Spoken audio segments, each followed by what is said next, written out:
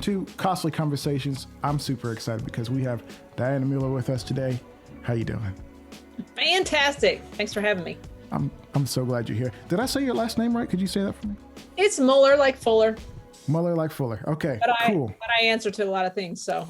There you go. You're well, welcome. Speaking of all the things that you answer to, you are pretty awesome because not only do you do the 3-gun competition shooting thing. Go on.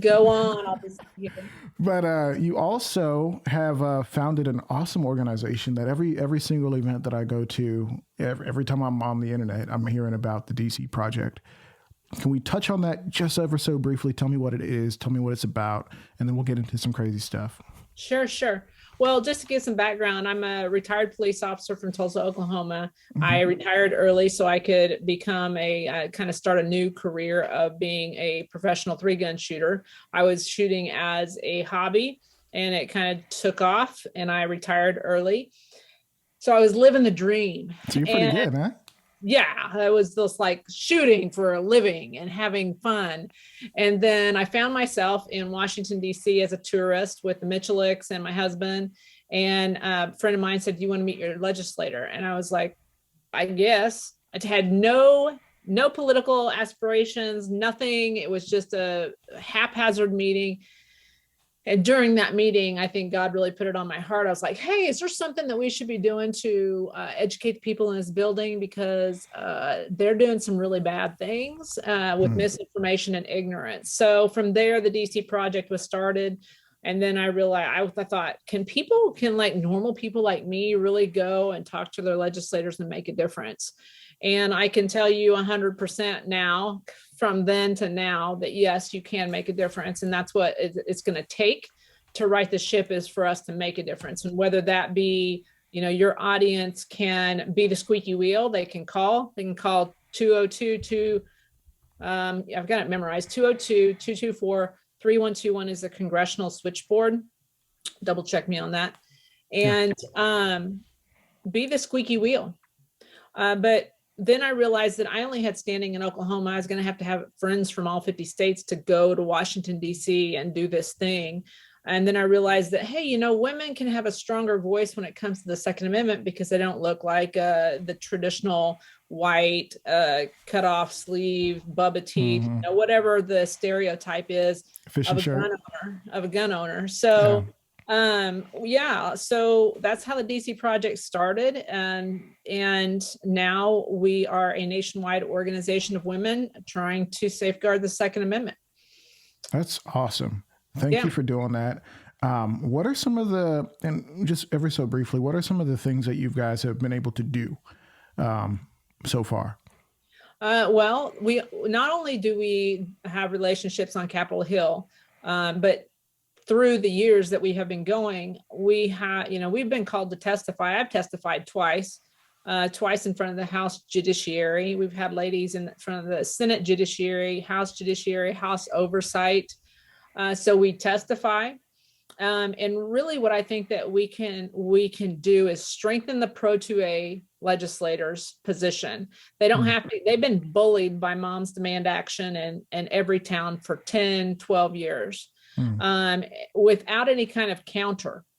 So they've been really influenced. I just read an article by Moms Demand founder Shannon Watts, and she had bragged about when she started this in 2012 that there were Democrats that had an A rating from the NRA. And now there are like no Democrats that have an A rating from the NRA, and that the Republicans are now softening and they're getting F ratings from the NRA. So they're definitely being influential, and really they've had nobody push back against them. So that's kind of where the DCP is catching our stride, is realizing that the Moms Demand and the red shirt that say Moms Demand, and the way they congregate and kind of swarm around Capitol Hill or at hearings, is that we can do that too. We can be a counter visual and a counter voice to those women who are calling for more restrictions on our rights. Yeah, no, it's really interesting because I have conversations with different people, and lately I've been privileged in a sense to have conversations with people who are making moves in the legislative space, and obviously like yourself. And I'm like, man, like how are we going to get together as people and go and actually make a difference? Because there's a lot of people fighting really hard and putting a lot of money into just stripping away and chipping away at the rights and the abilities. And it's generally, I feel, maybe you would disagree, that a lot of it is coming from, a good place or whatever, and maybe it's a place of fear or a place of, hey, I don't want people to get hurt. These things are kind of dangerous, and guns are dangerous. Like, let's be real. Right. In the wrong hands, yeah, they're dangerous. In the right hands, they're very dangerous. And I stand by that one because I need to be for my family. But I'm like, man, like really, with all the money and all the hard work and all the publicity, because Mom Demands Actions is everywhere. Even some of the statistics that we get in the 2A world come from Mom Demands and groups like that. Well, it's definitely a David versus Goliath thing, because they are Bloomberg funded. They want to call themselves grassroots, but they're really AstroTurf. They had a $60 million budget in 2020.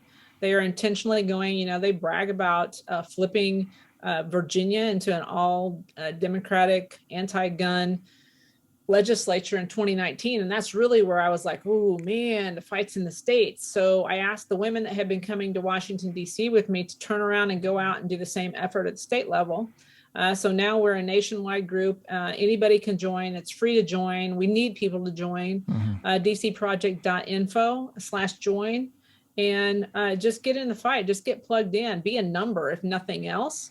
But we don't have a big ask, and it's free to join. So there's really no reason that, we need the numbers, because the emotional things, when she started Moms Demand, it was a Facebook page, and people just flocked to it because they liked the message of protect the kids. And I'm like, I want to protect the kids. We want to protect the kids. We can protect the kids. You can't protect the kids. So they have no experience in violence. They have no experience in firearms. And we have the truth on our side. So join us at the DC Project. Yeah, no, I mean, I'm all for it. My wife wears the shirt just because it's an awesome shirt. Why would you not wear it? Yeah. Now, with that, there's so many little things that keep coming to the table. Like, oh, we're trying to take guns out of schools. We've been pretty much, I believe in most states, it's illegal to carry firearms in a school building. There are some, I don't know if you yourself are, but there are some who are like, hey, let's try to find ways to create systems for teachers to be able to carry in a school if they are, past a certain muster, or if they would like to, and, not forcing teachers to carry, a J-frame, but not necessarily what's your position on it, but like, how are we moving into a place where we can actually empower people to protect themselves versus what the other side has been doing, the anti-gun argument, which is continuing to strip, and even in places where people are maybe gaining, continuing to strip. What are we doing? Well, I definitely agree that, this is kind of a two-pronged question. First, the schools. I definitely think that schools should be able to defend themselves. There is a federal law about having guns within 1,000 feet of a school zone. So I know that Congressman Massey just put up a bill to repeal that. And I do understand that I think from the state level, there are some schools that do allow it. So they can opt out of that. I don't know how that works. But anyway, we're all about Massey's bill that repeals that gun-free zone in schools. So the DCP has signed on with that. And as far as, I want firearms education back in schools. I had it probably in 4th grade. I had hunter education, and there are measurable results when it comes to having firearms education in schools. So that's one of the other things that we talk about as the education piece. It's education is the key to safety. It's not legislation. It's not, making a sterile environment that you think that you can, that you think that you're going to be in some kind of utopia. No, it's not. You can't make a sterile environment. You take all the guns away, and somebody with an evil heart is still going to come and if they're more powerful than you. I'm a woman. I'm less capable of violence. So the gun is a great equalizer to me. So that's kind of where we stand. And that, as a police officer, you are your own first responder. I've been by myself, toe to toe with evil. I know how long it takes for the cavalry to get there to help me. I have responded to calls time after time after time. And I know how long it takes me to get there. And I'm usually there to sweep up the mess, take a report, and make sure everybody, has the same amount of holes that they came with, or get them to the hospital. Yeah, that's tough, especially considering like just the reality. If you're in a fist fight with somebody, 30 seconds into a fist fight, you can be messed up. Oh yeah. And fist fights turn into knife fights turn into gun fights, and if you aren't armed in any way, shape, or form, you'll just be the dead one. And I'm not advocating for violence, but the reality is there are some messed up people in the world ready to hurt people. Now, shifting gears just a little bit, I know recently into the legislative piece, Marty Daniels went before, was it Congress? It was the House Oversight Committee, called the CEOs of Ruger, Smith & Wesson, and Daniel Defense to basically defend their marketing practices. Mm-hmm. So it's just bizarre to me that Congress is calling a lawful company to defend their lawful products to lawful customers. It's disgusting. But I've sat in that seat. I understand how, the pressure that is on you to represent our entire community. Yeah. So, it's been unfortunate that one question, Antonia Akafor did a great job. She is a GOA spokesperson. She did a great job, but within her social media, the Democrats found that she had said that she wants to abolish the ATF. So that kind of opened up the can of worms. They asked Mr. Kalloy from Ruger, do you agree that you want to abolish the ATF? And he said, I don't think that's necessary. I don't know exactly what he said, but he said no to abolishing the ATF. And then they immediately turned around and asked Mr. Daniels the same thing. And he said no. He goes, I agree with Chris. But then, all of the armchair quarterbacks want to immediately start stirring the hate and calling names and bootlickers and just being so hateful. I mean, even on my post, all transparency, I'm sponsored by Daniel Defense, but I am proud to be sponsored by Daniel Defense because within this Second Amendment advocacy space, I recognize what they have done over the past 10 years of me being in this space. I recognize how much effort, time, and money they put into the Second Amendment. Mm-hmm. So I am not about to let one comment in that atmosphere where I don't necessarily think that was the fight. I wouldn't have been prepared for that question. Right. So I don't think that was the place for that fight. Mm-hmm. And to follow that up, let's talk about if you want to, I've talked to Marty about this, and he brought up a great point. He's like, if we want to abolish the ATF, why we have to start with abolishing the laws that the ATF enforces. And I was like, boom, that's brilliant. Yeah. Because that's the natural, if you make the ATF, they don't have a job. Yeah, just make it defunct. Because we all want to see less restrictions, but that just wasn't the place for the fight. And I've been getting called all sorts of names. And then I've seen Daniel Defense, and I'm just like, what? If you don't agree with what he said, why don't you send him a note on the backside instead of causing this chasm within our own community and stirring hate? Yeah. Because this is cutting off your nose to spite your face. For what? For what? To get points, to make you look like you're the big bad. I'm going to hold everybody accountable to what? Anyway, that's my 2 cents completely. I don't speak for Daniel Defense. I I'm speaking as myself, but I appreciate what Daniel Defense does for the Second Amendment, and I'm by no means going to hold anybody accountable for something that they say in that atmosphere that wasn't under the scope of what he was prepared to talk about. Right. And I can recognize and appreciate how difficult it is to speak, not just in front of however many people are in that room at one time, but whoever's going to go back and listen to it. And unfortunately, at least in the 2A community, he went viral. And that sucks. You don't want to go viral in the 2A community. I don't even know. I think that the conversation went viral, but I watched it. I listened to it. I watched it from head to toe. And if you didn't do that, then I would encourage you to, go see the atmosphere and feel what was going on in the room and recognize that, you can't just stay at this surface level of, there's some strategy going on, Right.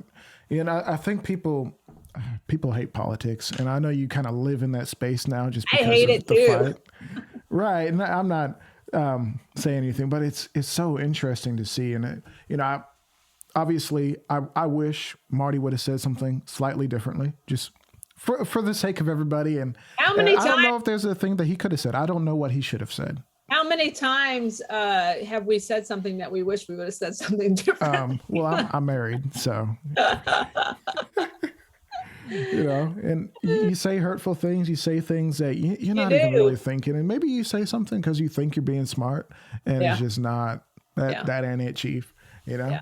And that's what I've said a couple of times on my post is, I would just encourage people to give a little grace. Because it wasn't them. And if you disagree with his stance and what he said, let him know, but don't just cut ties and do this cancel culture thing that we see from the left all the time.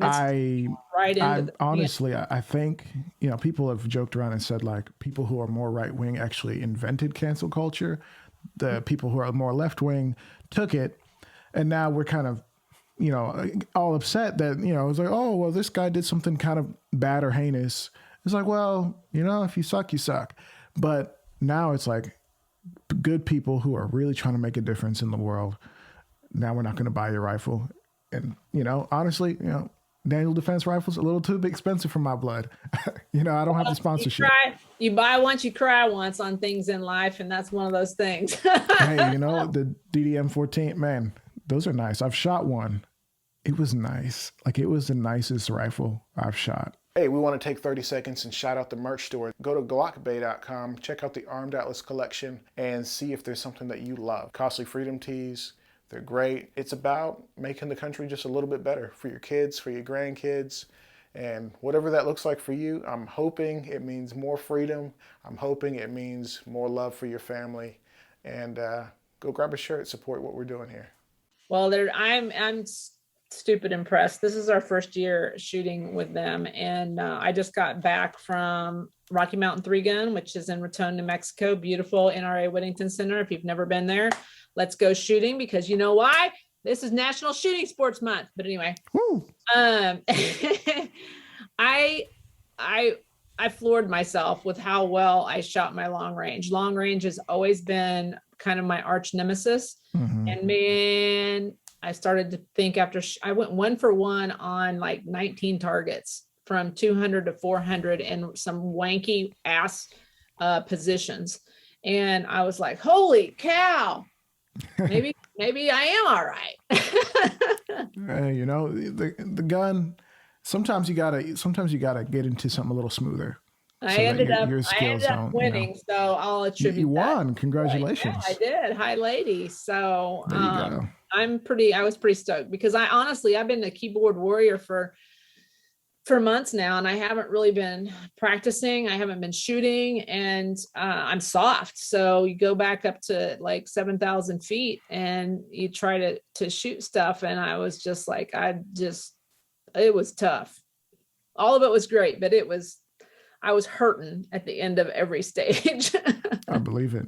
You guys are moving, especially the 3-Gun folks. Like, golly, y'all be moving. I don't know. I got to get into it. I got to get into some shooting sports stuff. I finally had the second knee surgery, so hopefully once I kind of get my quad back, I can get into some stuff, move Well, around a little bit. anytime you want to come out, let's do it. Hey, I appreciate that. I'm gonna hold you to it. Careful. Let's do it. Yeah. So I know, we talked a little bit about DC Project. We talked kind of how you started it and also the whole Daniel Defense thing. Is there anything you guys are working on right now that you kind of want to talk about? Sure. Actually, our big trip, we go to Washington, D.C. once a year. Other companies, other issues, they do this all the time. They call it a fly-in. So we're doing our big fly-in September 13th through the 16th. And at the end of every time we go to Washington, D.C., we have a rally. I'm not a rally person. I don't like chanting. I don't like signs. I don't like groups of people. But I'm telling you, there's something powerful about being on the Capitol lawn and being in a group like that. We've done it for several years, so now I'm more comfortable with it. But it's very powerful. It's very cool, even with the signs, and you get the pictures. And so if anybody is interested, it's free, open to the public. And so the 16th is a Friday from 1 to 3. We'll be on the West Capitol lawn. And if you want to make it a tourist weekend, come in on Friday morning, come to our rally from 1 to 3, and then go on to do the tourist thing. That's awesome. Yeah. Thank you for sharing that. Yeah. And one more time with those dates. September 16th is the rally from 1 to 3. There you go. West Capitol lawn. West Capitol lawn. Yeah, Okay. I started a Facebook page. I was going to try to really make this kind of a big deal, but it's sneaking up on me. So it's probably just going to be small like normal. I know how that is. But I have a Facebook page called We the People Rally. And I'll be populating it as we get closer to it. Careful, the holster company is going to come get you. Oh, well, maybe I should invite them. Yeah, I'm sure they'd love to come out. Yeah. I did have some questions because lately I've been kind of like what I mentioned earlier. Lately I've been talking to people about the political side and making moves and what are people for and what are people against. And I've seen some coalitions of people on the right and the left who want to come together and try to find compromise. It's been pretty well documented that not necessarily the left, but the anti-gun movement, which oftentimes is the left, hasn't really given any ground. In fact, they've just been blitzkrieg, taking ground, just everything that they can, little bit by little bit, and sometimes sweeping stuff. It's kind of awkward to look at the grass and feel like you're doing anything. What do you feel like, or do you feel like there's any positions that these guys the anti-gunners are going for that you feel like you can meet in the middle at? And is there anything, for instance? Yeah, give me a for instance, because I'm not one. Right. For instance, somebody was saying like, hey, we are looking for gun safety, and that's the term that everybody loves to do, is gun safety, which sounds great. I'm all for gun safety. I'm a big gun safety advocate. Who wouldn't be? Big gun safety guy. If you're talking about, keeping your finger off the trigger, putting your gun away, making sure kids can't get it, just personal stuff. Are there real gun safety? My question is like, okay, so we have these things. It's like, okay, I heard a position on like red flag type laws where it's like, hey, if we find out this person is actually a threat, can we do something about it? And I'm like, well, I don't know. What can you do about it? I feel like there should be steps before that. Well, I think you see in Parkland, you see that there was a failure of government at every level, starting at the school. The kids saw something, they said something, and these liberal policies prevented the school from doing anything to this kid. The police responded to his house over 30 times, and liberal policies within the city prevented them from taking action. So yeah, these same people who are creating this atmosphere of unaccountability and emboldening criminals are the same ones that, think that taking the teeth away from the sheep are going to make the wolves less dangerous. So it's just idiocracy to me to follow their line of thinking. But no, red flag laws. I was a police officer, but it's very dangerous for police officers, and we already have a way for to help mentally unstable people. As a police officer, I can, based on an affidavit, I can take somebody into custody for 72 hours, have him evaluated, and then figure out if he needs to be held or go back home. That's not the gun, the knife, or whatever else he might do, choke somebody to death, whatever it may be. I think red flag laws are ridiculous because they don't do anything to help somebody in crisis. Right. All they're doing is taking away one means. It's just gun control. It has nothing to do with helping people. Yeah, so, I think that's really interesting what you said, not to cut you off, because I never think about that, the 72-hour hold. And obviously there's people who can go into that situation and find a way to, charm their way out if they're just kind of maybe borderline. I assume that that's happened in the past. Sure. But the reality is, what's the alternative? I've actually known a guy he was a friend of a friend who actually got his guns taken away. Like him and his wife had a bit of a tiff, nothing extremely violent from what I know. And his guns got taken away, and he spent a year paying fees trying to get basically his rights restored when he's not a felon. Right. And even still in the worlds that I've lived in, and there's a certain subsect of the 2A community who is really interested in a path of redemption for certain offenders and certain felons who have shown that they're able to be trusted in that kind of way. If you've done your penance and you're Right. out of prison, why should you not have your rights restored? If you're a danger to yourself, if you're a danger to yourself or others, why wouldn't you be held in prison? And as far as protecting, being protected, you are your own first responder. Mm-hmm. As a police officer for 10 years or 22 years, you can't not think that, hey, these people need to be able to protect themselves between the time something happens and the time I get there. They need to be able to hold the line. So yeah, that's kind of our position, is that if Mom's Demand wants to meet us, we're all about meeting them. And if they want to help us get firearms education back in school so these kids know how to handle firearms properly and be safe with them and not accidentally kill people or themselves, we'll meet them there. Mm-hmm. But just continually restricting, there is nowhere to meet. There's nowhere to meet in the middle. And that's pretty much where I am. And I'm seeing this, and I'm like, okay, so if I'm reading through like a pamphlet of the things that an organization does, I'm looking for like, okay, so you want to restrict firearms from people who are suicidal and you want to restrict firearms from people who are suicidal and maybe a risk to others. But are you funding organizations like, you may have heard of Hold My Guns? Hold My Guns. Yep. Faster Saves Lives, Kids Safe Foundation. Those are 3 education-based or mental health-based or school resource-based programs that we push all the time when we're in DC. Right. And it's like, wait. So people who are into gun safety, why are we jumping into the law? Like legally, these things must happen before we get into those preventative measures first. Because once a law is created, it has to be enforced. Well, I'm not necessarily looking for laws. I am looking for money to fund non-governmental agencies like Hold My Guns. Right. And that's what I was getting at. Faster Save Lives or Kids Safe Foundation. If they're truly after safety and saving people's lives, they would fund that kind of work. Right. So they have plenty of money. That's plenty of money. Like, why not create a 87,000 IRS agents? Why not have 87,000, school resource officers? Or even if you're concerned about what do they call it?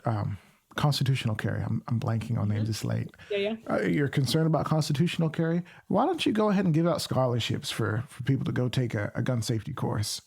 Yeah. Easy. You go buy a gun. Yeah. Here's a coupon to go take a gun safety course. Buy Moms Demand Action. Yes.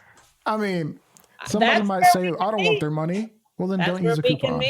That's where we can meet. I like it. I'd be totally down for that. And I know there are organizations out there, mainly because I've kind of had low-key conversations with them, who they are, in a sense, in this anti-gun space, but I know that they have the power to do more. Like, okay, fight for your anti-gun stuff, but why don't you fund something that's actually going to be positive for meaningful? Yeah, meaningful. Mm-hmm. Fund something that works. Yeah. Get some education out there that, hey, when you buy a gun, get a safe. Why not? We're not going to say that you legally have to use it, because once you start doing that, the law gets involved, and nothing good ever happens when the law gets involved. Education, not legislation, is our motto. Hey, we're on the same page. Yeah. Well, Dianna, I know we're getting close on time, but did you have anything you want to share? Yeah. DCproject.info. Please join us. The Ambassador Academy is something else that is a passion project, and it's is basically a 5-day training that covers social media, film and edit, 2A hostile communications, podcast stuff. It's really a well-rounded. It was focused on the professional shooter, or somebody who wants to be sponsored, but really it's life skills that anybody can use, and everybody absolutely walks away from it loving it. Where is that? It's held at WAFT. It's West Orlando Firearms Training. I call it Tactical Disneyland because I've heard of it. Yeah, it's more like a resort than it is a training facility. Very top notch. That our next class is February 11th through the 15th. And one of the reasons that it's important for anybody in our community, it doesn't matter if you're a shooter, a hunter, a sport, whatever you do, it doesn't matter if you don't even shoot, but you need to know how to talk about red flag laws, universal background checks, assault weapons bans. You need to know the nuts and bolts of why you oppose it, not just that it's in your gut, but in order to be influential with your friends, your family, your community, and your legislators, you're going to have to train just a little bit. And skipping over to the DC Project, on our landing page, dcproject.info, there's a 1-page document there that talks about how to influentially talk about guns. Don't talk about the Constitution. Don't talk about my cold dead hands.